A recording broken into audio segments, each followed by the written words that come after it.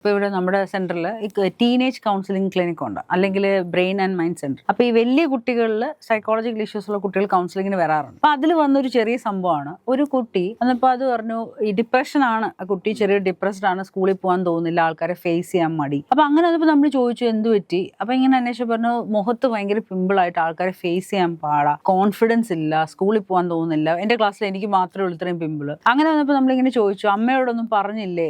അന്നേരം പറഞ്ഞു അമ്മ അങ്ങനെയുള്ള കാര്യങ്ങളൊക്കെ പറഞ്ഞാലും ശ്രദ്ധിക്കത്തില്ല, വൈകിട്ടില്ലും അമ്മ സീരിയൽ കാണുമായിരിക്കും, ഞാൻ എന്തെങ്കിലും ചോദിച്ചാൽ ഭയങ്കര ദേഷ്യമാണ്, ഞാൻ കയറി കിടന്ന് ഉറങ്ങും. പിന്നെ ഓൺലൈനിലും ഫ്രണ്ട്സ് ഒക്കെ പറയുന്ന കുറെ പ്രോഡക്ട്സ് ഒക്കെ ഞാൻ ട്രൈ ചെയ്ത് അത് പിന്നെ അത് വേഴ്സ് ആയി. ഇപ്പൊ ചുമ്മാ ഞാനിങ്ങനെ ചോദിച്ചു മോളുടെ പീരീഡ്സ് ഒക്കെ റെഗുലർ ആണോ, മന്ത്ലി പീരീഡ്സ് ഒക്കെ ഇല്ല, ഇപ്പൊ 2 months ആയി പീരീഡ്സ് വന്നു. അമ്മയോട് പറഞ്ഞില്ലേ, അമ്മ ഒന്നും അന്വേഷിക്കാറില്ല, ഞാൻ അതുകൊണ്ട് അങ്ങനെ പറയാറില്ല. പിന്നീടാണ് നമ്മള് ഈ കുട്ടിയോട് പറഞ്ഞു ഇത് ഇങ്ങനൊരു റീസണും കൂടെ അതിന്റെ പുറകിൽ ഉണ്ടാവാം. അതായത് ഈ പിമ്പിൾസ് എന്ന് പറയുന്നത് ആക്നെ പ്രോൺ സ്കിൻ ആയതുകൊണ്ട് മാത്രമല്ല, വേറെ പല റീസൺസ് കൊണ്ടും നമുക്ക് ഹോർമോണൽ വേരിയേഷൻസ് ഒക്കെ കൊണ്ടാവാം. ഇതിൽ നിന്ന് മനസ്സിലാക്കേണ്ട ഒരു കാര്യം എന്ന് പറഞ്ഞാൽ, ഒരു കുഞ്ഞിന് അവരുടെ മെറ്റബോളിക്, ഇപ്പൊ PCOD എന്ന് പറഞ്ഞ കാര്യം പോലും അവർ റിവൈസ് ചെയ്തിട്ട് PMOD എന്നൊക്കെ ആക്കിയിട്ടുണ്ട്, പോളി മെറ്റബോളിക്. അതായത് മെറ്റബോളിക് റിലേറ്റഡ് ഒരുപാട് ഇഷ്യൂസ് നിങ്ങളുടെ കുഞ്ഞുങ്ങളിലും ഉണ്ട്. അപ്പോൾ ഒരു അമ്മ അറ്റ്ലീസ്റ്റ് ഒരു 15 വയസ്സാവുന്നത് വരെ, പണ്ടൊക്കെ 15 വയസ്സിലാണ് ഒരു കുഞ്ഞിന് പീരീഡ്സ് ആവുന്നത്, ഇപ്പൊ 8-9 വയസ്സിൽ ഈ കുട്ടിക്ക് പീരീഡ്സ് ആയിട്ട് അറ്റ്ലീസ്റ്റ് മോളെ നിനക്ക് എല്ലാ മന്തിലും കറക്റ്റ് ആയിട്ട് വരുന്നുണ്ട്. കാരണം ഇത് ഡിലേ ആവാൻ ഒരുപാട് റീസൺസ് ഉണ്ട്. സ്ട്രെസ് ഉണ്ടാവാം, അതുപോലെ ഈ PCOD പോലുള്ള കണ്ടീഷൻസ് ഉണ്ടാവും, ഹോർമോണൽ വേരിയേഷൻസ് ഉണ്ടാവും, കുട്ടികളുടെ ലൈഫ് സ്റ്റൈലിലുള്ള ചേഞ്ചസ്, ഒരുപാട് ഫാക്ടേഴ്സ് ഉണ്ട്. ഇത് അങ്ങോട്ട് പോയി കഴിയും തോറും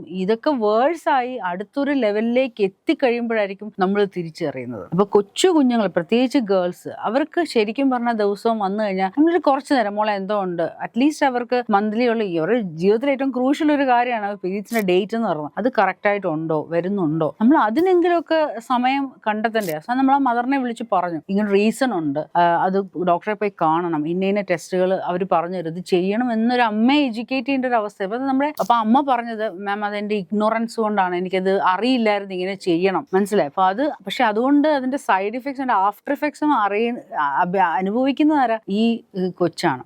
അപ്പൊ ആ കുട്ടി പറഞ്ഞ വേറൊരു കാര്യം, അവരുടെ ക്ലാസ്സിലെ പല കുട്ടികൾക്കും ഈ ഇറഗുലർ പീരീഡ്സ്, ഇവർ തമ്മിൽ ഇത് ഡിസ്കസ് ചെയ്യാറുണ്ട്. പക്ഷെ ഇത് ഒരിക്കലും, അപ്പൊ ഞാൻ ചോദിച്ചു ഇവരുടെ ആരുടെയും മദേഴ്സ് അത് അന്വേഷിക്കാറില്ല. ഇല്ല, അവരൊക്കെ അത് നോർമലായിട്ട് തന്നെ എടുക്കുന്നത്. അതുകൊണ്ടാണ് ഞാനും ഇത് ഈ പിമ്പിളുമായിട്ട് ബന്ധമുണ്ടെന്നുള്ളൊരു കാര്യം പോലും ചിന്തിക്കാഞ്ഞത്. ഇതൊരു സീരിയസ് ഇഷ്യൂ ആണ്. നമ്മൾ മദേഴ്സ് ശരിക്കും, അത് കൊച്ചു എത്ര 10-12 വർഷം ഈ ലോകത്ത് ജീവിച്ചൊരു കുഞ്ഞാണ്, നമ്മളോ 10-40 വർഷമെങ്കിലും ആ ഒരു കൊച്ചു കുഞ്ഞ് ഇൻഡിപെൻഡന്റ് ആവുന്നവരെ, അവർ ഫിസിക്കലി, മെന്റലി, ഇമോഷണലി അവർ സ്റ്റേബിൾ ആവുന്ന ഒരു പ്രായം വരെ, ആണായാലും പെണ്ണായാലും ആ ഒരു സപ്പോർട്ട് തീർച്ചയായിട്ടും പേരൻസിന്റെ കയ്യിൽ നിന്ന് കിട്ടണം, ഉണ്ടായിരിക്കണം. അങ്ങനെയുള്ളവരെ നമുക്ക് എന്ത് വിളിക്കാൻ പറ്റുള്ളൂ, പേരൻസ് എന്ന് നമുക്ക് വിളിക്കാൻ പറ്റുള്ളൂ.